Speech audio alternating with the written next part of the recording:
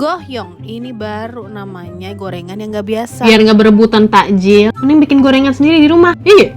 Daripada ribut rebutan takjil di luar, mending kalian langsung bikin aja sendiri di rumah. Nggak susah kok bikinnya. Kalau buka puasa kan katanya identik dengan goreng-gorengan. Nah kalau lagi mau gorengan, ini cocok banget gorengan anti mainstream ya, Gohyong. Gohyong sendiri kan katanya viral tuh yang di Cikini, dan antrinya katanya sampai berjam-jam. Terus sekarang takjil juga lagi kayak ngantri berebutan kehabisan apa segala macam. Udah cocok banget kalian bikin sendiri di rumah. Karena gue tipenya tuh paling sebel yang namanya nunggu ya. Jadi kalau misalkan antri makanan sampai berjam-jam, dan ya maaf aja misalkan makanannya kayak biasa aja lagi, kayak gitu, ngerti kan? Jadi makanya gue lebih pilih banyak masak di rumah, kayak masakan dimanapun gue bawa ke dapur gue sendiri. Nah ini tadi bahannya sudah masuk, tinggal digors sampai golden brown kayak gini, kasih saus, terus jadi deh Ini dia Gohyong. Rempahnya berasa banget, enak.